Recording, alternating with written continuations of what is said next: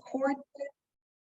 There we go, we're official so that we can distribute this out to, to anyone who has registered for the webinar. And then if you folks want to take a look at the slides or the recording to catch up on some information you may have missed or need to hear again, it will be available to you.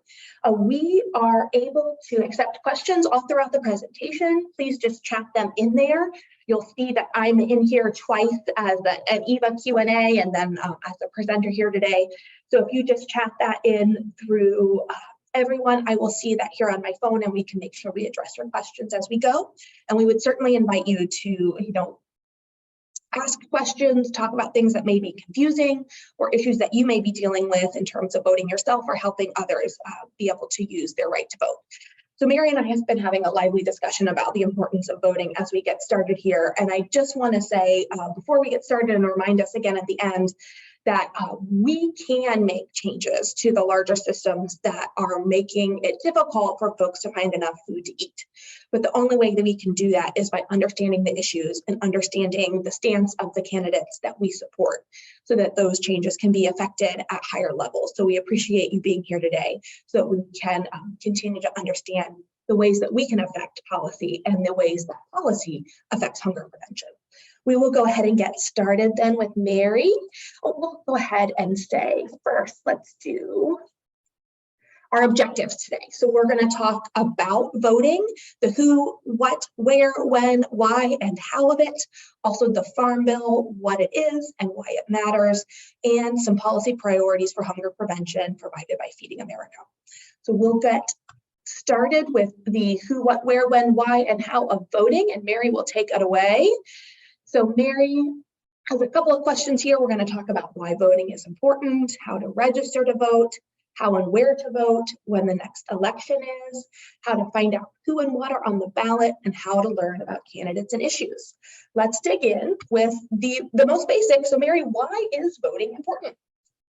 This is a democracy, and a democracy depends on the participation of all its citizens. And the very most basic way citizens participate is through voting.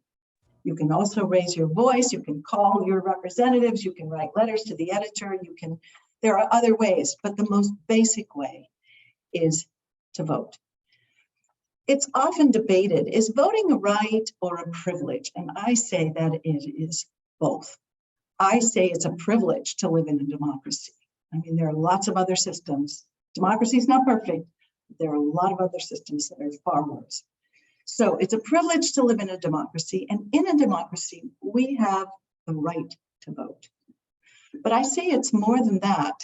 It's actually a responsibility of citizens in a democracy, because if citizens don't participate, then all the voices aren't heard, and not everybody is represented if their voices aren't heard.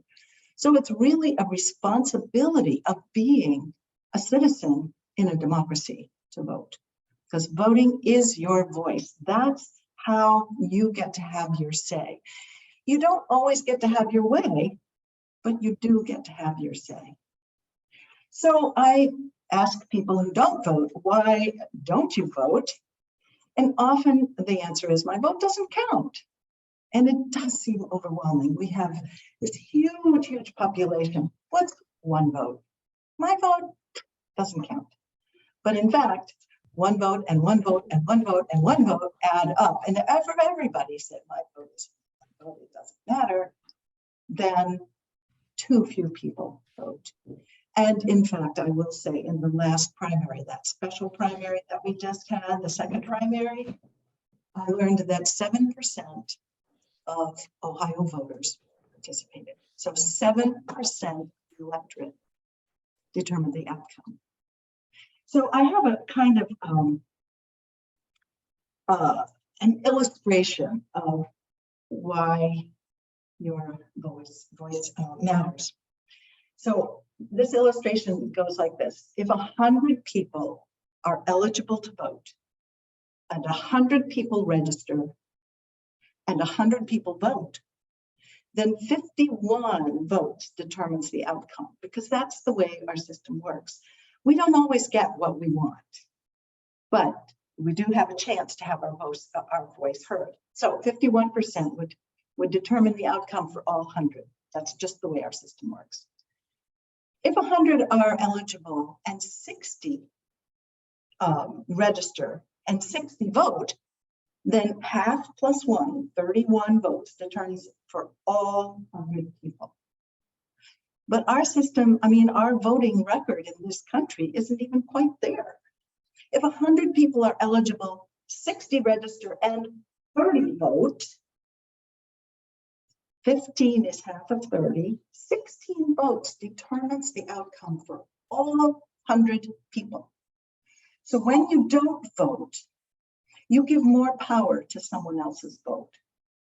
So your vote, as small and minuscule as it may seem to you, really matters. It adds up. And here's one more illustration. My brother moved to a community a number of years ago where they had had a school levy on the ballot for several years and it had been defeated every time. He moved in, he registered to vote, and he voted. That year it passed by 1 vote. I say it was my brother's vote. You know, I mean, it does matter. And the other reason that you can think about is when you realize that there are people working overtime to restrict the vote, to restrict access to the polls, to make it harder for you to vote. That tells me somebody thinks your vote matters. So voting is very, very important. Thank you, Mary, and thank you for those illustrations. Now that we know voting is so vitally important, who can register? You have to be a United States citizen. You have to be at least 18 years old on or before the next general election, which is November 8th this year. We registered some 17-year-olds this fall because they're going to be 18 by the general election. So that's something to keep in mind that, you know, if you know a 17-year-old who's going to be 18 by November 8th, they can register. You have to be an Ohio resident for at least 30 days before the election, but registration closes 30 days before the election. So, you know, if you've been a resident up to that point, you can register. And the other one that I think most people don't know, and this is different in different states. In fact, a lot of this stuff is different in different states. I'm talking about our state. In our state, if you have served time for a felony and you are finished with your time served, you can register to vote. Even, I think this is true, I checked at the Board of Elections, if you are incarcerated for a misdemeanor, you can vote in jail in Ohio. They might not tell you that, but you can. And so if you know anybody in that situation, it's good to let them know. So they can still have their voice heard. The only people who can't are people who are incarcerated at the time for a felony, and also people who have been convicted of cheating regarding voting. Now we know who can register, so how do they go about registering? There are a couple of ways. We'll start with the paper registration form, which you can get in a number of places. Of course, you can go to the Board of Elections, which is on Court Street in Athens. But libraries, all libraries have these voter registration forms. High schools have these voter registration forms. The Bureau of Motor Vehicles has these registration forms, and when you register your car or you get your license or whatever, you can register to vote right then and there. The county treasurer's office, and maybe even, I think, other government offices. So these voter registration forms are available in many places. Let's take a look at how we register. So here's a bird's eye view of the voter registration and information update form. And that's a bit of an eye test. So let's zoom right in and talk about how we fill this guy out. So the first line there is absolutely important. So you have to say, if you're registering as an Ohio voter, if you're already registered, but you have moved or you have gotten married and changed your name, then you can check one of those boxes. So every time you move, you have to update your voter registration. The next box is absolutely critical. If you don't check those boxes, yes, yes, 1 and 2, they won't accept it. And I have an example of that. So first you have to say you're a citizen. Second, will you be 18 on or before the election? I registered a woman whose birth date, which is also included on the form farther down, clearly indicated that she was in her 70s, but she didn't check that box and the Board of Elections didn't accept her registration. They did contact her and she was able to do that, but those yeses are absolutely critical. So then you go down and you do your last name, your first name. If you usually use your middle name or initial, you put that there. And if you use something, a junior or whatever, you put that on there. You need to write down your house address because that determines who's on your ballot. That says where you are, what precinct you're in, what ward you're in. So you have to put down your actual residence and the city, the zip. The next line says additional mailing address if necessary. So that's where you would put your PO box. If you get your mail not at your home address, but at your post office box, that's what you would put there. And the next box, number 8, is county. Often people put USA because they think it says country. It's county. And our Athens Board of Elections has been very nice about that one, because if I bring it in and that says USA, they look at the address and they say, no, that's Athens County, and they accept it. It's good to know. So they make that one, they cover that. The next line, number 9, is your birth date. And it's absolutely important that you put your birth date there, not today's date. Sometimes people make that mistake. Number 10 says driver's license number or the last 4 digits of your social security number. Or if you have a government issued ID. The easiest one is your last 4 digits of your social security number, but one of those has to be in that box. The next one is a phone number, and it is optional, but I recommend that people put the phone number there, because if you make a mistake anywhere on this form, it's easiest for them to get hold of you by calling you. It's more cumbersome to send you a letter and that sort of thing. So it's sort of a fail-safe to put your phone number there. They don't share it with anyone, so they have a lot of your information already. So that takes care of registering for the first time. If you're already registered, you do fill all of that out that we just went over with your current information, but then you need to put your previous address and all of that information there. And the reason for that is that they update their roles, boards of elections.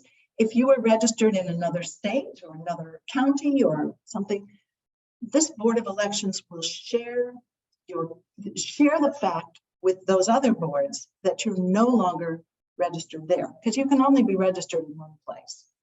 So that helps the boards of elections to clear their roles. Okay, she doesn't any longer live here, she's registered there, so we'll take her off here because we know she's registered there. So that's what that is. If you have the same address, but you have changed your name, then number 13, that's where you put that. And if you have changed your name, that means your signature is different. So you need to put your current signature there. Or your former signature. Your former signature. I'm sorry. Yeah. Yes. These forms are confusing. Yes. That's why we're going over. Thank you very much for catching that. All right, and this form goes on just a bit to the next page, a very important part here. And this is important because you put your current signature here. And when you vote, they look you up in the book and they look at that signature. There's been a lot of controversy about comparing signatures because sometimes your writing changes, especially as you age. But it's very important to sign your name the way you will sign for your ballot. So if you use a middle initial in your signature on your registration, then when you go to vote, you have to use that middle initial because that's what they're comparing these. And then the date, of course, is the date you sign, not your birth date. Again, those two date things often get mixed up, and that causes some delay. It just delays things. We've got a little highlight for the common errors. I think we went Right. through I think each we of those pretty well, Yeah. except for the illegible writing. Yeah, Good that's best handwriting, non-cursive, except for the signature, I would say printed. printed, except for the signature, which makes it much, it's helpful for the Board of Elections. If you write illegibly when you're filling it out with your name, address, and all that, and you've put your phone number there, they'll call you up and say, we can't read this. So be very careful that what you put in there is legible. All right, great. So now we know who's able to register, how to register. Oh, we filled out the form, but we got the second part. How do we get we filled out our registration form. Okay. How do we get it back to the board? You can mail it. And I checked with the post office. It's a card like this, and you fold it over, and the Athens County ones have their address printed on it. You don't even have to deal with that. Maybe other boards of elections don't, I don't know. But it takes one stamp, which I was glad to learn because it's a sizable document. Or you can drop it off at your Board of Elections. And in fact, I have registered people from other counties in Ohio and dropped those registration forms off at our Board of Elections, and they will mail it to the right Board of Elections. So if you drop yours off at not your Board of Election, but another one, they communicate with each other. There's also a Dropbox, and that's been big in the news. There's a Dropbox for Athens. It is right by the Board of Elections. So you can go in and take it, or you can drop it there. But that's the only place. There's been discussion and interest on the part of the electorate and the League of Women Voters to have Dropbox elsewhere around the county, so it's easier. But currently that's not the case. So if you can't get to the Board of Elections, you need to mail it through the US mail. But you can register online, so which is more direct. And for that, you don't just need either your state ID, your driver's license or whatever, or your social security number. You need them both. So there's just that one more step when you register online, but you can do it online. VoteOhio.gov on the slide there, but we'll call that out just as well. Yes, good. VoteOhio.gov is the place that you can do that. If you haven't registered for a couple of years, it's important to check to be sure you are still registered, because they do purge the voter rolls.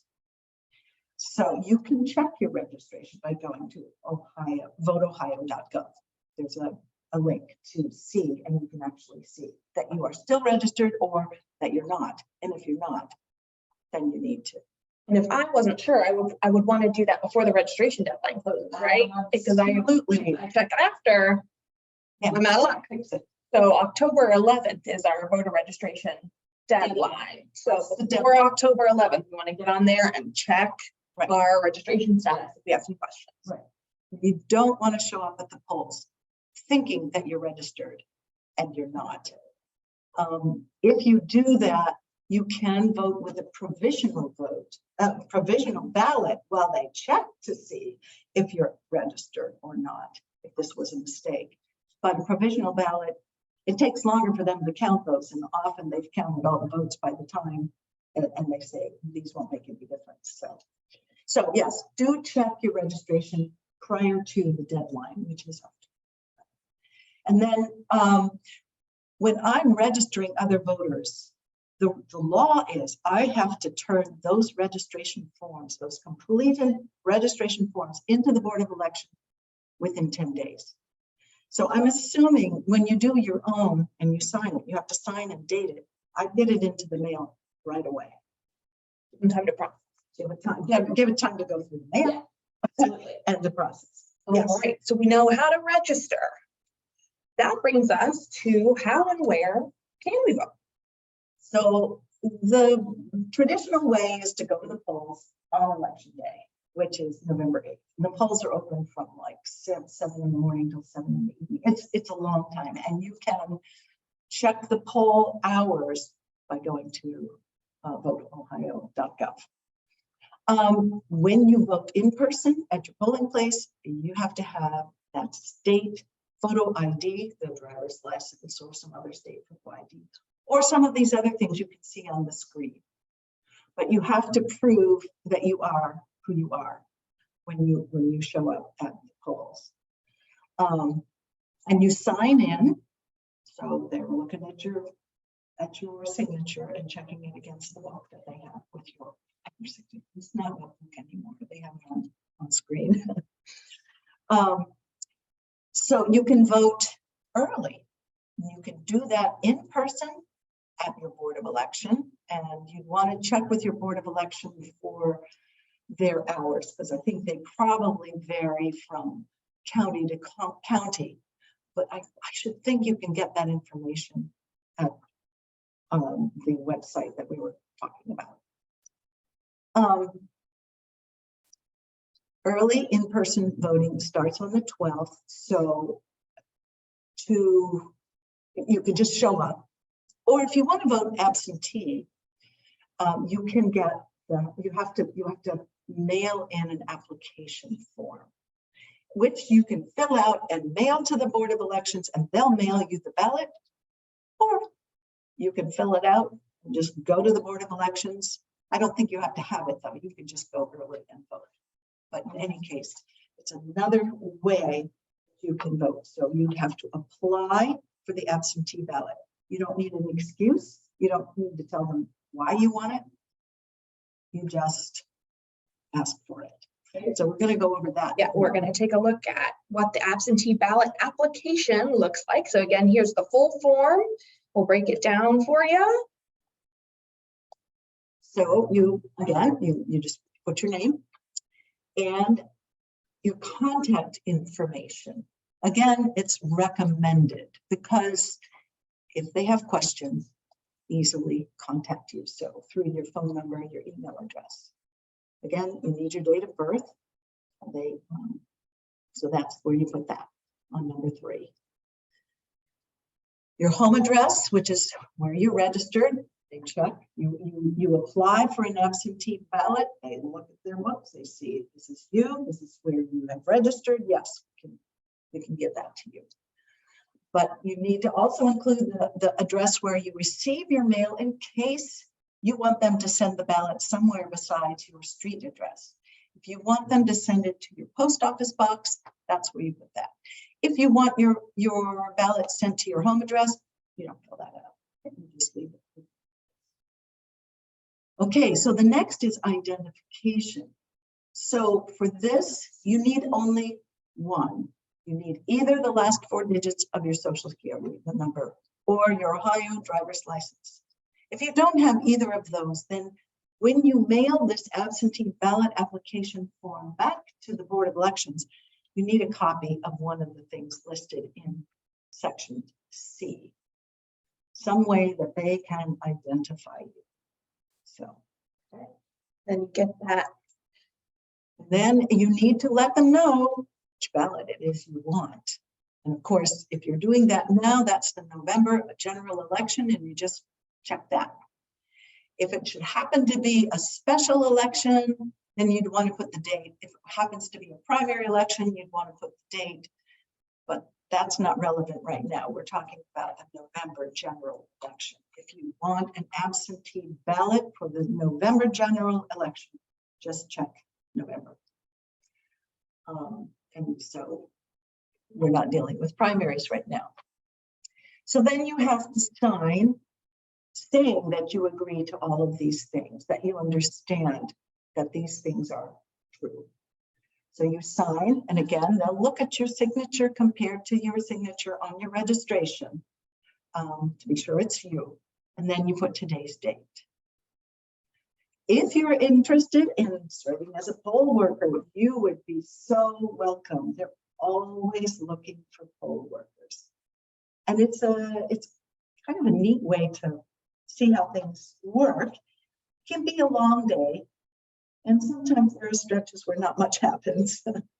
But it is a wonderful duty of citizenship to do it if you have any interest. And they provide training. So if you're interested, you mark yes. If you're not interested, you mark no, or just leave it blank.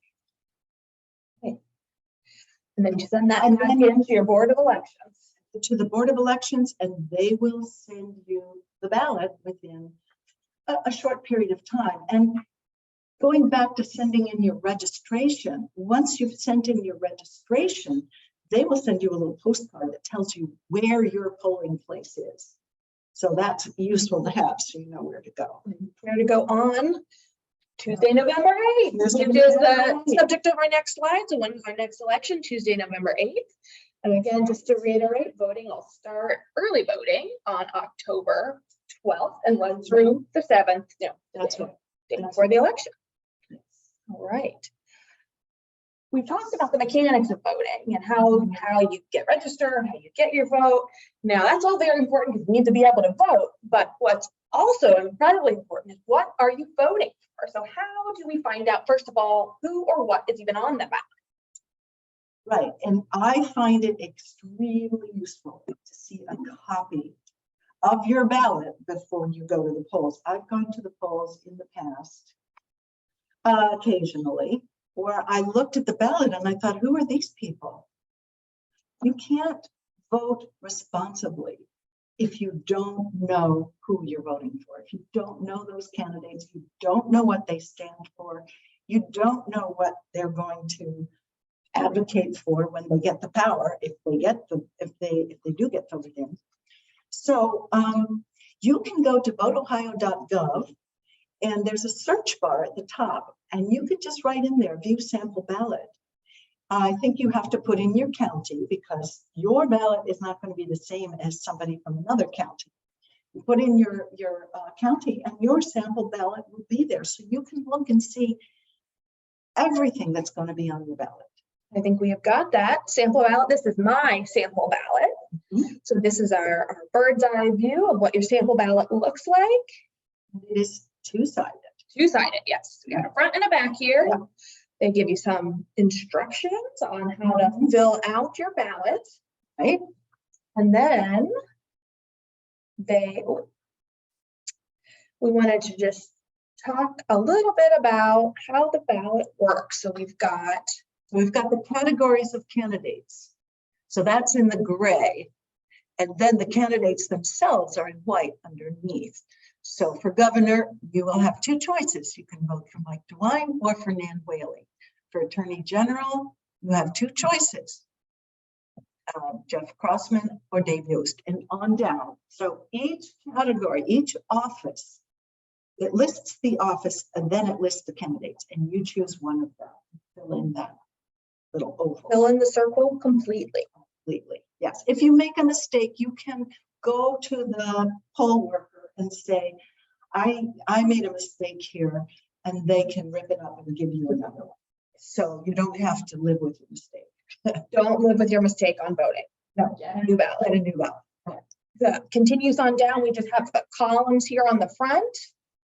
And then on the back of at least our Athens County ballot is where we'll get the statewide and local issues. Yes, and on our Athens County ballot, there are actually two issues, but you know, this is a sample. So that's why you get your ballot, right? Find out what issues and candidates you may have and choose from. So this gives you a little information about the issue, but if you want to know, you know, a little more, then you have to do a little research. I can give you a website in a minute where you can find out a little information. Do we learn about these candidates and issues? So the League of Women Voters has established a website, vote411.org. It's actually nationwide. So if you have a friend or a family member in another state who says, I have no idea about these people, tell them they can go to vote411.org in their state. You can go anywhere you live. The first thing they ask you there is for your address, because that's how you can get personalized information that's relevant to you and to your ballot. So if you go to vote411.org, you can learn about the candidates and the issues. We put our voter guide onto vote411.org, so you can see the responses of the candidates. We also publish that in Athens County through the Messenger and the A-News, and that will come out a little bit before the October 12th beginning of early voting. I'd like to have this information out before anybody early votes. What you find are the candidates' responses to the questions asked by the League of Women Voters. So they're only as good as the candidates' responses. So, you know, they're campaigning, so they're going to put in the best light probably, but still, it gives you a view into what they're thinking, you know, about questions that we've asked them, and how they might vote or rule on something. So it's very useful to have that information. Now you may go there, and if you go there now, there are a lot of candidates and answers that aren't there yet. But if by October 12th, answers aren't there, you can pretty much guess that those candidates may have decided not to respond. And to my way of thinking, that tells you something, you know, because these candidates are working for you. And if they aren't willing to answer questions and inform you, the voter, about what they're thinking, you have to wonder, do they really care about the voter? I mean, they may have an illness, they may have, you know, they may have some kind of problem that prevented them. So it's not 100%, but I think it does. They do have a period of time in which to respond. The State League of Women Voters asks questions of the statewide candidates. Those will not be on the printed version because there are too many and it would just take, it would be too much. You can go to vote411. You go to vote411 and you can see the responses of the gubernatorial candidates, the Secretary of State candidates, if they respond. We also, in Athens County League, put on forums for contested races. So we have 2 forums this fall for contested races. And one was held last evening. That was for the Athens County auditor candidates, Jill Thompson and Rick Westerman. And they met at the community center last evening. It was recorded. And if you want to see it, you can go to the Athens City YouTube page. It will also be put on the League of Women Voters website, and we should have included that address, but maybe We'll put it in the email with the follow-up. Yeah, okay, so that's Athens County League of Women Voters.org, but you know, we'll get that to you. So you can find that, you can find a link to that and watch it there. On October 6th, which is next Thursday, a week from Thursday, the 3 candidates who are running for Athens County Commissioner are going to appear in a forum at the community center. Again, it will be live streamed at the time on the Athens City Facebook page, and it will be recorded and be at the Athens City website page, YouTube page, and also the League of Women Voters of Athens County website page. So there are ways that you can see these forums, see these candidates, hear their responses, and the responses at the forums are to questions posed by people who attend the forums. And we're also accepting questions in advance because we know that some people will not appear in person. The COVID restrictions, or maybe their schedule conflicts. So there is a way to submit your questions, and that's at voteohio.gmail.com. I'll put that in the chat here. So if you have questions for the county commissioner candidates, and I think there are 3 candidates, I think, for 2 positions. So that's why that's contested. So think about questions you might want to ask of them, send them in. The deadline for that would probably be Tuesday the 4th. But I'll get that information to you. And of course, the trustee Google. Trustee Google. Google the names of the candidates. The trust. I thought you meant the township trustees. No, I'm not doing that. The trustee Google to find information. You can. It's amazing. You can Google the names of the candidates, and you might find newspaper articles about something that they have said or done. There are ways to find out a little bit about, particularly for incumbents, about how they've stood on issues in the past. So yes, Googling is, I find it very helpful. I mean, it does take time, but I say democracy isn't a spectator sport. It requires work. And I think for too long, many of us haven't done the work, and we need to be doing the work because we have critical issues that impact people, and we need to know. The issues that are on our ballot, they are 2 statewide issues. And off the top of my head, I'm not going to be able to describe them well. One has to do with, no, I'm not going to even tell you. Sample ballot? Get your sample ballot. Also go to vote411.org because the State League, I think, is going to list pros and cons. The league doesn't advocate on the ballot, for who to vote for, what issues to vote for, but it does give pros and cons, which might flesh out the issue a little bit for you to how you think about this. What's the upside of this? What's the downside? Great. So we've covered about how to learn about our candidates. We do have a couple special situations we want to make sure people have some information on. Right. So people who are unhoused are eligible to vote if they are citizens.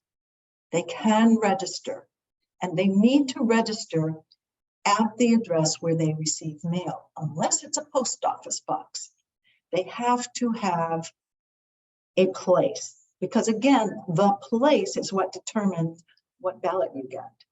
So if it's a homeless shelter, they can put that address. If there's a local community organization that will accept mail on their behalf, that's okay. If a friend or a relative that they stay with if that friend or relative will accept their mail, they can put that address. So an unhoused person can vote, and I encourage them to vote, because the problem is that people in office look to see who votes for them.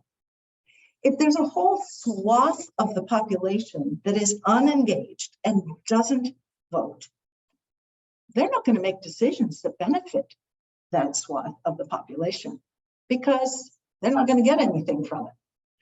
So that's another way in which your voice is absolutely critical, because we want those people who are making decisions about us to know that we exist and that we care and that we have needs and that we are paying attention.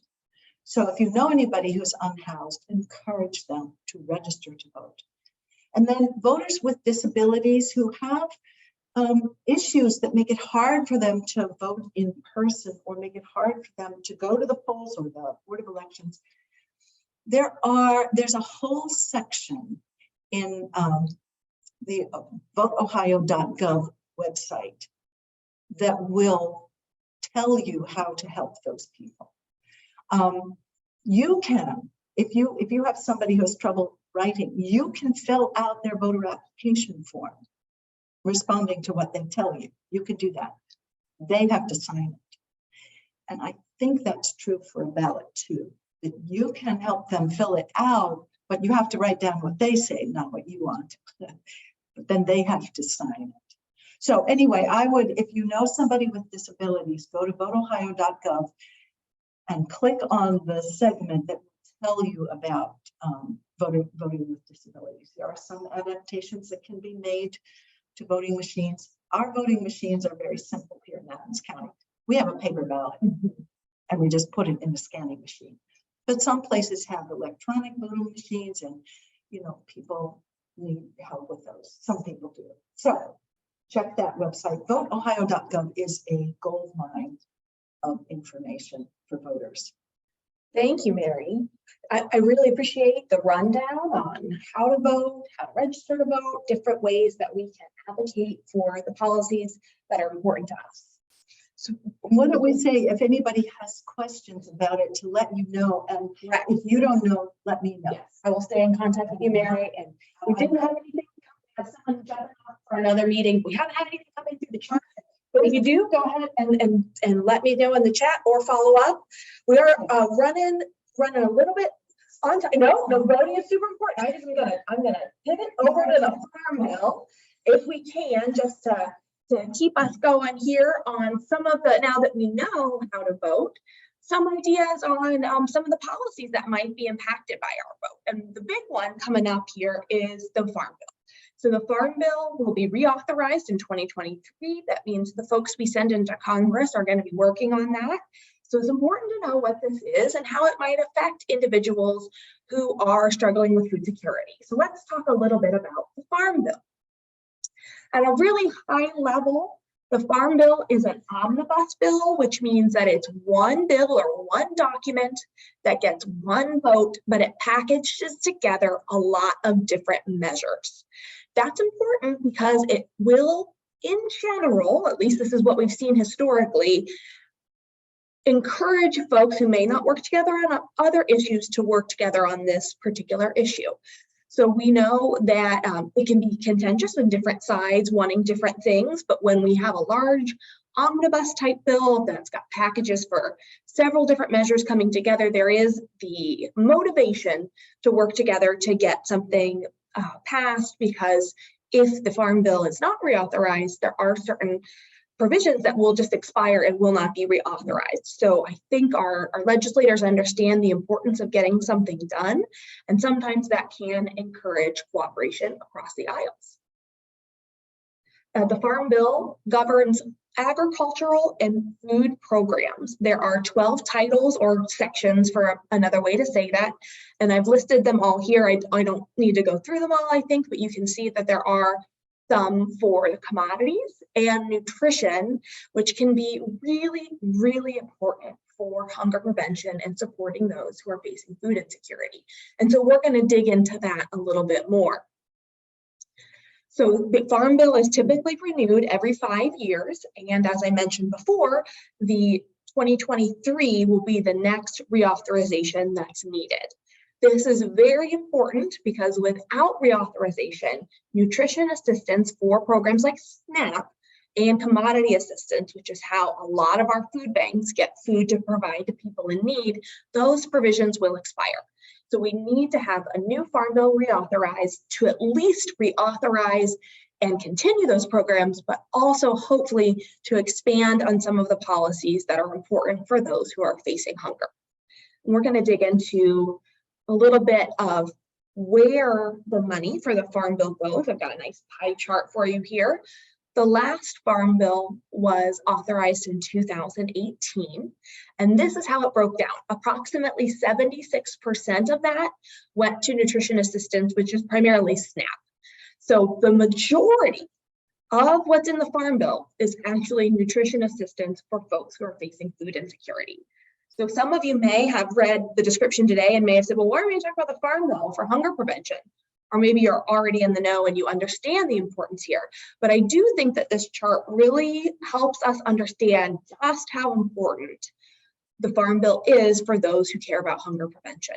76% of what was the money that was allocated for the Farm Bill in 2018 went to nutrition assistance. So what are we looking for in this 2023 Farm Bill? So I have gotten the guide to the 23 Farm Bill from Feeding America. Feeding America, of course, the nation's largest hunger relief organization. So they have laid out some ideas for what they would like to see added to this upcoming Farm Bill. So one of their key priorities is to strengthen the Emergency Food Assistance Program, sometimes called TFAP. So this provides a lot of the food that we see in food banks that makes its way out into food pantries and soup kitchens. They are requesting an additional $25 million per year for food purchases. 250, sorry. Mary's checking my work over here. Thank you. Misspoke there. $250 million extra for food purchases. So this is almost double what is currently being spent on food purchases through TFAP right now. So what we've seen, if folks have paid attention to the food shortages and the situations that a lot of food banks have found themselves in, is first of all, there was a lack of food in the market for us to even receive. There were some loads that were canceled through our commodity programs. But what we're also seeing is a near double to the amount of food banks to purchase food. So it is not a sustainable way to feed people to have food banks purchasing food to hand out to the citizens that need them. So that is why we are asking the government to strengthen the Emergency Food Assistance Program so that food banks have the food they need to provide to pantries, soup kitchens, and other partners to make sure that the folks facing food insecurity have something in their food boxes. So that is the first point of Feeding America's policy recommendation for the Farm Bill. The second is to reauthorize and streamline the Commodity Supplemental Food Program. So the Commodity Supplemental Food Program targets specifically older adults, and there are 760,000 older adults that are 60 plus who are low income, who are facing food insecurity in the nation. Our food bank, the Southeast Ohio Food Bank, does also operate a commodity supplemental food program in our counties to help folks who can't make their ends meet have something that they can rely on every month to receive those food boxes. The act or the program needs to be reauthorized in the food bill, but we are also asking for some streamline in the way the program is administered. So currently, it can be difficult for folks to stay on their commodity supplemental food program list. Folks do have to come and pick up their CSFP for short boxes. And if they miss a pickup because maybe they're not feeling well, or we live in a rural area and they just don't have transportation, they could be then taken off of that list and then no longer be eligible to receive their boxes. So for folks who are sometimes having difficulty with mobility or having difficulty with health, which is unfortunately what we all may face if we get to live that long, that makes it particularly difficult for them to know that they'll be able to continue to receive this much needed nutrition assistance. So that is part of the ask in the 23 Farm Bill. We're also looking for additional support from the farm to food bank funding. So this allows food banks to access donated food from farms, sometimes more central to their location than they may get through some of their other programs. So they would like to see additional money coming through to this program. Right now, about 70 billion pounds of food don't actually make it from the farm to the plate. So this farm to food bank bill is helping to reduce waste that crops might never get to be eaten. When we have hungry people, that's just kind of unconscionable to think that there's viable food out in the fields and we're not getting it to the folks because there isn't the funding to get that actually distributed to the people that need it. So what we're looking for is an increase of funding for this. We're also looking for removal of the state match. So currently the federal farm to food bank program requires a 50% state match. So even if the funds have been allocated to that state, if the state can't come up with the match funds, those funds sit unused when they could be going to help food get from farms to the people who need it. And we're also asking that the states allow prioritization for projects of donated food or food that can be purchased at low cost from local growers and producers.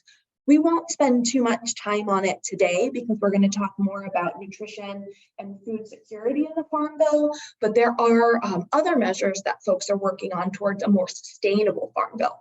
So this kind of dovetails to that sustainability part as well, where we're looking to have some prioritization for local growers and producers so that food is not traveling as far, it's staying fresher, and it's also reducing the cost to get the food from the farm to the food bank to the people who need it. Okay, additionally, Supplemental Nutrition Assistance Program, SNAP, will be a critical policy debate for the upcoming Farm Bill. The ask is for the purchasing power for SNAP recipients to match up more carefully to what it actually costs to buy the food. So right now, SNAP is set to the Thrifty Food Plan. The USDA creates a plan where they can determine how much it should cost for families of different sizes to purchase food on different levels. Right now, SNAP benefits are tied to that Thrifty, which is the most affordable food that can be purchased. And the ask here is to go up to the low cost food plan so that the folks who are buying this food actually have a little bit more purchasing power to get hopefully healthier foods and foods that they can use to have a nutritious diet. Also, streamline eligibility and enrollment. It can be difficult for folks to navigate the enrollment process. And frequently there are folks who are working and they're not able to afford to buy food, but unfortunately they make too much to actually get SNAP or to get assistance for the food that they need. So a request is also that there is some consideration given to how can we support folks who are doing what they're supposed to be doing, who are going to work but are still unable to feed their families.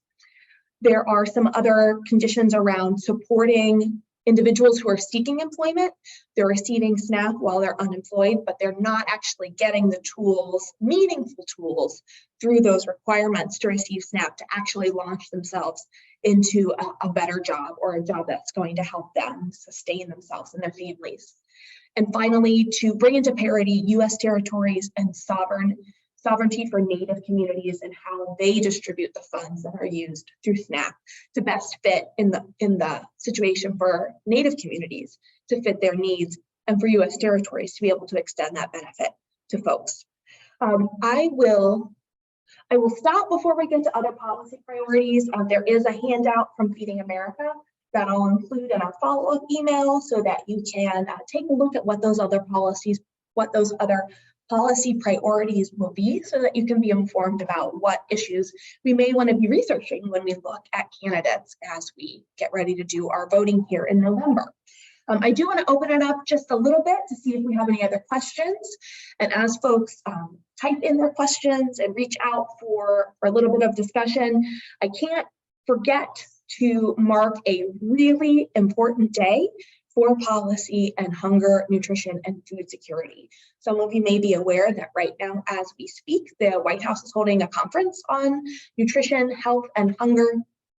And this has been a really exciting elevation of the issues that folks who work in hunger prevention are dealing with every day. It's been 50 years since something like this has been offered through the White House. There were some really moving and meaningful speeches that I heard this morning and some interesting pieces of policy that have been included as part of this conference. So if you're not aware of that, it's definitely something you may want to tune into or certainly get a rundown on. It's streaming live on YouTube right now, and there will be another plenary session starting at 2 p.m. We'll be taking a break here in just a bit. But certainly a great day to meet together and talk about hunger policy and how we can use policy to help folks who are struggling with food insecurity, and hopefully a good opportunity for all of you to talk to your friends and family who may be tuned into the news today, understanding that this issue is going to be covered by multiple news organizations to start that conversation about folks, how can you do it on the ground level? And so we've heard from Mary today to talk about getting out there to register to vote, to using your vote for these issues. And then also there'll be a lot of information about the types of policies that are being debated and that may be enacted going forward. So we did have a question come in here. How often do they purge quote unquote inactive voters in Ohio? Mary, do you know? I think, I don't know exactly. I think it's a couple of years. I mean, if you voted within the last 2 years, you're fine. And I think it's a couple of presidential elections that they go by, but I'm not positive. I can get that information about. Okay, great. I will let you follow up know. on you. Yes. Follow up in the email with that question. Thank you. I'm happy to do that. Always a good idea though to just go to the voteohio.gov and check out your registration. Very easy to do and also really helpful to see that sample ballot. So I knew I was still registered when I got my sample ballot. That was my check method. Right. I got my sample ballot, killed 2 birds with 1 stone. Any other questions?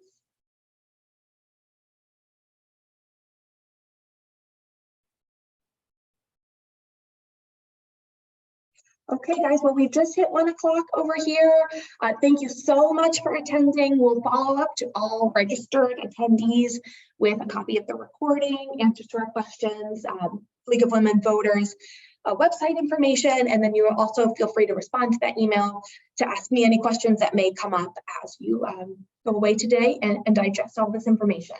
Thanks so much for your participation, and I hope you have we have got a former student of Mary. Mary, were you a former teacher? I was. Okay, we've got an online registration link going out. Miss Costello, I don't know if you remember my son Peyton Gale. He's up at Kent now. But I absolutely do. He's where? he's at Kent. Oh my And gosh, he was 4 years old when I knew him. He He's I a know.